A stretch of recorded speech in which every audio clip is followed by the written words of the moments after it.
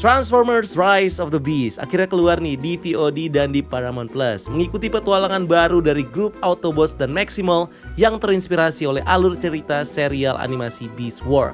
Rise of the Beast memperkenalkan kita beberapa Transformer baru sebagai sekutu dan musuh dari para Autobots. Semuanya terlibat dalam adegan pertempuran melawan kelompok musuh yang sulit dikalahkan. Film Transformers terbaru ini memperkenalkan kita ke banyak lore baru dan potensial crossover untuk kedepannya. Rise of the Beast juga mereveal kalau para Autobots gak akan sendirian dalam perjuangan mereka melawan kejahatan. So, seperti biasa kita bakal ngebahas semua di video kali ini buat nge-breakdown dan ngejelasin ending dan credit scene dari film Transformers Rise of the Beast. Tapi sebelum mulai, spoiler warning dulu buat kalian yang belum nonton Transformers Rise of the Beast. Kalau udah, kayaknya udah pada semua ya. Langsung aja, bareng gue Rian, let's explore this universe.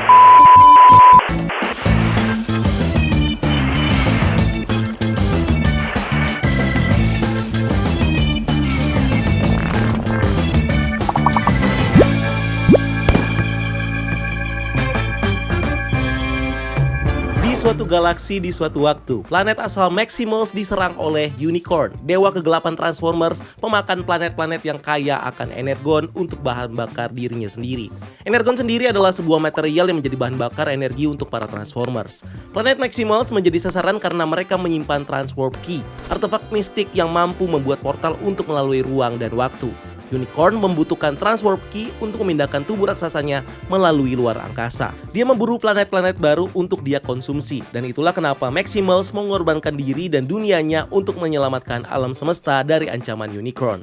Pemimpin Maximals bernama Appling mengorbankan diri untuk menahan Scorch, si pelayan Unicorn yang paling berbahaya. Appling mempercayakan Optimus Primal untuk memimpin grup kecil Maximals yang terdiri dari Eraser, Cheater, dan Rhinox untuk melarikan diri melalui portal ruang dan waktu dan menyembunyikan Transwarp Key dari Unicorn. Akibatnya, Unicorn terdampar di dekat planet Maximals, dan sementara dia mengkonsumsi planet Maximals, dia tahu dia akan kelaparan selamanya jika dia tidak menemukan Transwarp Key. Itulah kenapa dia memerintahkan Scorch dan Terrorconnya untuk menjelajahi alam semesta mencari artefak tersebut. Setelah Scorch membunuh Appling dalam pertarungan singkat, dia mengambil simbol Maximalsnya sebagai trofi. Kita bisa melihat berbagai simbol lain yang dia kenakan, termasuk simbol Decepticon, Autobots, Predacon, Mercenaries, Elite Guard, dan Wreckers, menunjukkan seberapa berbahayanya Scorch yang telah mengalahkan berbagai faksi untuk melayani Unicron. Para Maximals yang melarikan diri dengan Transwarp Key membuat rumah baru di bumi. Mereka membagi artefak tersebut menjadi dua bagian dan menyembunyikan di sisi dunia yang berlawanan. Nah, dari pahatan dan gambar kuno yang menggambarkan Maximals, kita tahu bahwa mereka udah ada di bumi setidaknya selama lebih dari 5.000 tahun. Di film ini, Maximals kurang lebih digambarkan sama seperti di kartun original Beast Wars, sebagai ras yang sangat maju, bagian dari ras Transformers yang bisa berubah menjadi binatang. Mereka menggunakan teknologi Transwarp untuk melakukan perjalanan ke planet lain dan berinteraksi dengan spesies asli planet tersebut. Stephen Caple Jr., si sutradara, telah menyebut bahwa draft awal dari screenplay-nya secara eksplisit menggambarkan Maximals sebagai penjelajah waktu dari masa depan, seperti yang ada di kartunnya, meskipun konsepnya sangat diperhalus di produk akhir filmnya, sehingga mungkin kurang dimengerti penonton awam. Nah, beberapa referensi dari konsep tersebut ini masih disebutkan di filmnya yang menggambarkan kalau para Maximals ini berasal dari zaman atau era yang berbeda dengan masa sekarang.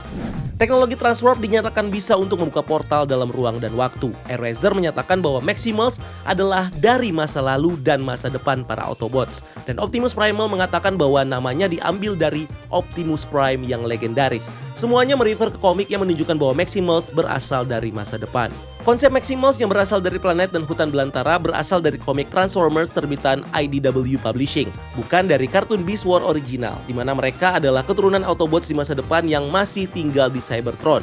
Di komik IDW menggambarkan bahwa banyak karakter Beast Wars sebagai penghuni planet Eucharis. Planet ini tersirat sebagai salah satu dari banyak planet koloni yang dijajah oleh Cybertronian di masa lalu menggunakan jembatan luar angkasa yang dihasilkan oleh Transwarp Key ini. Setting cerita kemudian berlanjut ke tahun 1994 di Brooklyn, memperkenalkan dua protagonis manusia baru, seorang mantan ahli teknologi militer bernama Noah Diaz yang sedang kesulitan mencari pekerjaan untuk menghidupi adiknya bernama Chris yang sedang sakit. Kemudian dia diyakinkan oleh temannya bernama Rick untuk mencuri Porsche 911 di hotel terdekat untuk dijual. Mobil itu ternyata adalah Autobot Mirage yang sedang menyamar. Di saat yang sama, seorang pegawai magang museum bernama Elena Wallace mempelajari tentang patung kuno elang bergambar simbol Maximals. Dia tidak sengaja membuka dan mengungkap Transwarp Key yang tersembunyi di dalamnya. Artefak itu melepaskan gelombang energi yang terdeteksi oleh pimpinan Autobot, Optimus Prime. Prime langsung memanggil Autobots lainnya, yaitu RC, Bumblebee, dan Mirage yang dihubungi di tengah percobaan pencurian oleh Noah. Noah kemudian terbawa dan terikat dalam misi dengan Autobots untuk mengambil Transwarp Key dari museum. Sayangnya, akibat dari diaktifkannya Transwarp Key, Terrorcons juga bisa mendeteksi dan ikut datang ke bumi. Scourge diikuti oleh dua anak buahnya, Nightbird dan Battletrap, membuat Maximals dan para Autobots bergabung untuk melawan Unicron dan Terrorcons. Film ini mengikuti Autobots dan Maximals ke dalam petualangan keliling dunia untuk mencari potongan kedua dari Transwarp Key. Optimus Prime ingin menggunakan Transwarp Key untuk membawa Autobots kembali ke Cybertron, di mana dia berharap untuk membalikan keadaan dan memenangkan perang melawan Decepticons. Seperti yang dikatakan Prime, Autobots telah terdampar di bumi selama 7 tahun sejak kedatangan mereka di akhir film Bumblebee yang terjadi di tahun 1987. Misi Prime jadi lebih mendesak ketika Scourge, pemimpin Terrorcons, membunuh Bumblebee setelah mereka mendapatkan potongan pertama Transwarp Key ini. Bumblebee hanya dapat dihidupkan kembali jika dia menerima gelombang energi Energon. Jadi Prime harus membawanya ke Cybertron secepat mungkin. Namun pencarian Prime untuk Transwarp Key mengubah bumi menjadi target dari Unicorn. Karena itu, Elena dan Noah berpikir kalau solusi yang terbaik adalah untuk menghancurkan kuncinya supaya Unicron terjebak di sudut galaksi yang jauh. Itu sebabnya dua sisi protagonis antar manusia dan Autobots membentuk aliansi yang tidak stabil karena mereka sama-sama punya agenda masing-masing. Nah, untuk memastikan anak buahnya selalu setia, Unicron merusak jiwa para pelayannya menggunakan dark energy untuk mempengaruhi sekaligus mengikat mereka pada segala perintahnya. Menggunakan kekuatan yang sama, Scourge ini menyerang Maximal Eraser untuk merusak pikirannya. Nah, pengkhianatan Eraser yang diakibatkan cuci otak tadi memaksa Primal membunuh sahabatnya itu sendiri. Dan sementara semuanya teralihkan oleh serangan tak terduga Eraser, Terrorcon berhasil merebut potongan kedua dari Transwarp Key di sini. Selama final battle, Scourge menggunakan Transwarp Key untuk membuka portal dan memanggil Unicron ke bumi. Karena Unicron itu gede banget, portalnya membutuhkan waktu yang lama untuk terbuka supaya Unicron bisa lewat. Para jagoan kita menggunakan kesempatan ini untuk menyerang Terrorcons dan menyelamatkan bumi. Mereka mengesampingkan perbedaan mereka, manusia, Autobots, dan Maximals. Mengingat hal terpenting adalah untuk menghentikan Unicron dan pasukannya. Jadi mereka semua harus bertarung bersama dan bertarung sebagai satu kesatuan. Mereka kemudian menyusun rencana untuk menghentikan Unicron ini. Mustahil untuk menghancurkan Transwarp Key karena ledakannya akan menciptakan black hole yang akan membunuh semua orang yang ada di sekitarnya. Jadi mereka memutuskan untuk menggunakan kode keamanan untuk mematikan mesin menara yang diaktifkan Scourge. Nah, Noah dan Elena dikirim melalui pipa saluran kecil untuk mencapai panel control Transwarp Key, sementara Autobots dan Maximal menyerang Terrorcons secara langsung untuk mengalihkan mereka. Semuanya tidak berjalan sesuai rencana karena Unicron menggunakan portal ruang dan waktu untuk mengirim bala bantuan ke Terrorcons. Scourge juga tidak mau meninggalkan posisinya dengan tetap di dekat panel control Transwarp Key untuk melindungi proses pembukaan portal. Untuk memberikan Elena dan Noah kesempatan mematikan Transwarp Key, Mirage melawan Scourge sendirian, tapi pemimpin Terrorcons itu terlalu kuat dan tidak butuh waktu yang lama bagi Mirage untuk dikalahkan. Tidak menyerah dan tidak membuat dirinya mati, Mirage menggunakan bagian tubuhnya untuk membuat combat armor untuk Noah. Armor combat ini memberikan Noah kesempatan dan kemampuan untuk bisa melawan Terrorcons. Nah, armor yang dibentuk Mirage untuk Noah ini secara konseptual merupakan referensi ke exosuit dari kartun Transformers G1. Sementara desain dan keseluruhannya ini lebih mirip dengan battlesuit milik Kicker Jones dari Transformers Energon. Para Autobots kemudian mendapatkan bantuan lagi. Saat aktivasi Transwarp Key terjadi, proses ini membangunkan energi potensial Energon yang tersimpan di tanah di bawah bumi tepat di atas jasad Bumblebee diletakkan. Bumblebee akhirnya bisa hidup kembali dan menyusul untuk ikut bertarung bersama teman-temannya. In the end, satu persatu Terrorcon berhasil dikalahkan dan Elena berhasil memasukkan kode pemusnah pada panel control Transwarp Key. Namun dengan usaha terakhirnya sebelum dibunuh Prime, Scourge menghancurkan panelnya dan membuat kedatangan Unicron tidak dapat dihindari. Optimus Prime memerintahkan yang lain untuk mundur dan dia tetap tinggal sendiri untuk menghancurkan Transwarp Key. Rela berkorban nyawanya untuk tujuan tersebut. Transwarp Key yang berhasil dihancurkan akhirnya menutup portalnya, menjebak Unicron di luar angkasa. Namun Optimus Primal juga tersedot melalui portal tersebut dan di saat-saat terakhir Prime diselamatkan oleh Noah dan Primal yang juga tetap tinggal untuk menyelamatkan teman mereka. Mereka akhirnya bisa lolos dari radius kehancuran mesin portal tersebut. Rise of the Beast akhirnya berhasil dengan cukup cukup open-ended. Dengan hancurnya Transwarp Key, Autobots dan Maximal tidak memiliki sarana untuk meninggalkan planet bumi. Namun Prime bertekad untuk melindungi bumi bersama Primal. Scourge dan Terrorcons mungkin sudah mati, tapi mereka tahu bahwa Unicron masih hidup dan mungkin akan kembali mengancam dunia lagi untuk membalas dendam. Jadi mereka harus siap nih ketika saat itu mungkin nanti tiba.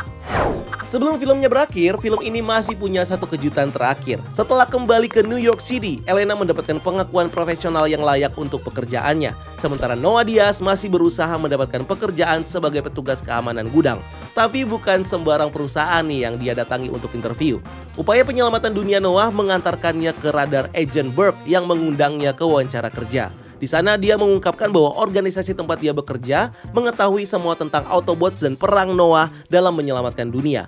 Dia juga memberitahu Noah bahwa dia adalah bagian dari agensi rahasia pemerintah yang sedang berada di tengah perang yang sedang berlangsung untuk menjaga dunia agar tidak hancur. Noah dan teman-teman barunya alias para Autobots dan Maximals dianggap bisa menjadi tambahan yang bagus untuk misi penjagaan perdamaian global ini. Dan sebagai hadiah karena sudah menyelamatkan dunia, agensi ini bahkan akan mengurus tagihan medis seumur hidup dari adiknya Noah dan memberinya perawatan yang layak untuk diterima. Kemudian Agent Burke memasuki hanggar rahasia yang penuh dengan tentara dan kendaraan yang canggih dan menyerahkan kartu namanya kepada Noah, dan tepat sebelum credit roll kita melihat kartu namanya mereveal agensi rahasia yang dimaksud adalah G.I. Joe. G.I. Joe, men, properti dari Hasbro lainnya dengan sejarah panjang dan rumit sama seperti Transformers. Dan untuk pertama kalinya dalam live action, franchise Transformers dan G.I. Joe bertemu secara resmi membuka Hasbro Cinematic Universe. G.I. Joe sendiri adalah codename untuk pasukan elit operasi khusus Amerika yang sangat terlatih dan berani. Mereka bertujuan untuk mempertahankan kebebasan, perdamaian, dan melindungi manusia dari serangan kelompok Cobra, sebuah organisasi teroris yang kejam yang bertekad untuk menguasai dunia. Nama timnya diambil dari nama pendiri dan pejabat eksekutif mereka, Joe Carlton, dan GI yang merupakan singkatan dari Government Issue, merujuk pada istilah umum untuk agensi atau tentara Amerika Serikat. Di komiknya, mereka di-reveal sebagai sekutu dari Autobots, sama seperti Cobra yang cenderung bersekutu dengan Decepticons. G.I. Joe adalah salah satu franchise Hasbro yang paling tua, berawal dari tahun 1964 sebagai lini paling pertama dari mainan action figure mereka.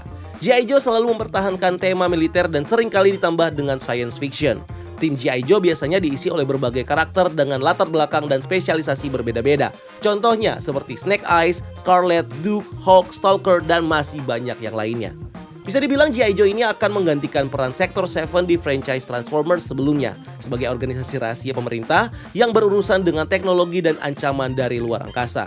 Atau karena Rise of the Beasts ini adalah reboot dari franchise Transformers, di timeline ini Sector 7 berevolusi menjadi organisasi yang sekarang dikenal sebagai G.I. Joe setelah pertemuan mereka dengan Cybertronian di event di film Bumblebee. Setelah itu, masih ada satu kejutan lagi di credit scene-nya. Noah merakit bodi baru untuk Mirage menggunakan suku cadang Force bekas dari Rick. Dia berhasil memperbaiki Mirage dan menghidupkannya kembali. Sepertinya Mirage memang belum sepenuhnya mati dan spark-nya masih aktif di battle armor-nya. Ini mengkonfirmasi bahwa Mirage masih akan memiliki peran penting di sequel-nya mendatang. Film crossover Transformers G.I. Joe ini adalah mimpi anak-anak tahun 80-an dan mungkin 90-an. Tetapi mungkin sulit diharapkan menjadi kenyataan. Tapi crossover ini sebenarnya adalah sesuatu yang udah di-tease sejak lama. Sejak tahun 2014, produser Lorenzo Di Bonaventura menyebutkan sebagai kemungkinan untuk kedua franchise ini bertemu. Dan sejak 1 atau 2 tahun lalu udah banyak scoop dan rumor yang beredar kalau Hasbro sedang menyusun rencana untuk membuat shared universe untuk properti-properti mereka. Transformers dan G.I. Joe masing-masing mendominasi media anak-anak tahun 80 dan 90-an. Pertama sebagai lini action figure dari Hasbro, kemudian sebagai serial kartun populer. Dan walau kedua franchise ini mungkin tidak pernah crossover di masa kejayaannya, tetapi Transformers dan G.I. Joe memang memiliki sejarah panjang bersama di dalam komik. Marvel Comics menerbitkan crossover pertama G.I. Joe dan Transformers di tahun 1986, menunjukkan bahwa G.I. Joe dan Autobots terkadang ada di universe yang sama. Itu adalah awal dari crossover antar dua properti ini. Kemudian disusul dengan beberapa miniseries dari penerbit lain seperti Dreamwave dan Devil's Due. Namun, baru setelah IDW Publishing memperoleh hak atas kedua franchise tersebut, Transformers dan G.I. Joe menjadi lebih terhubung secara fundamental. Event Crossover Revolution tahun 2016 menyatukan tidak hanya kedua franchise ini, tapi properti Hasbro lainnya seperti Mask, Rome, Action Man, dan Micronauts menjadi satu universe bersama. Revolution membuka jalan bagi komik selanjutnya seperti First Strike, di mana pendiri G.I. Joe, Joe Carlton, menyatakan perang terhadap Cybertronian yang ada di bumi. Event besar dari universe itu akhirnya memuncak pada tahun 2018 di Transformers Unicron, saat Unicron akhirnya menargetkan bumi sebagai sasaran selanjutnya. Selain komik, G.I. Joe dan Transformers juga suka berkolaborasi melalui produk mainannya. Sekarang akhirnya Hasbro sudah menyiapkan Cinematic Universe untuk Transformers dan G.I. Joe. Di adegan dengan Agent Burke, kita mengetahui bahwa organisasi G.I. Joe masih dalam tahap awal. Mereka diam-diam membangun gudang senjata dan merekrut sekutu yang kuat untuk menghadapi perang yang akan datang. Nah, adegan itu nggak ngasih tahu kita siapa yang akan dilawan sama G.I. Joe. Apakah mereka mengkhawatirkan musuh mereka dari Cobra, atau apakah mereka mengkhawatirkan faksi Cybertronian jahat lainnya seperti Terrorcon.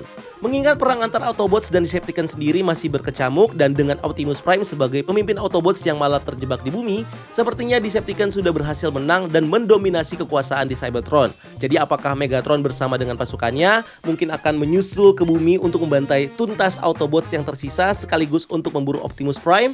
Ada kemungkinan Cinematic Universe ini akan mengambil inspirasi dari komik Hasbro IDW dan memposisikan Unicron sebagai ancaman terakhir yang akan menyatukan kedua tim ini antara G.I. Joe dan juga Transformers. Rise of the Beast secara langsung men-set up kembalinya Unicron untuk film team up di masa yang akan datang. Bicara dengan IGN, produser Lorenzo Di Bonaventura mengisyaratkan kalau kita akan melihat lebih banyak G.I. Joe di sequel Transformers berikutnya. Dia menjelaskan kalau fokusnya adalah untuk mengintegrasikan karakter G.I. Joe ke dalam film Transformers dulu, daripada mengikuti pendekatan franchise lain untuk membangun setiap franchise secara sendiri-sendiri atau individual. Namun yang jelas nih, franchise Transformers sekarang memposisikan Noah sebagai karakter penghubung antar kedua properti tersebut, di mana Noah sendiri adalah seorang G.I. Joe dan memiliki sahabat Mirage yang merupakan Autobots. Kita bisa expect dia akan muncul lebih banyak lagi di film-film berikutnya. Terlepas dari apa yang akan terjadi selanjutnya, kita tahu bahwa Rise of the Beast direncanakan sebagai film pertama dalam trilogi baru.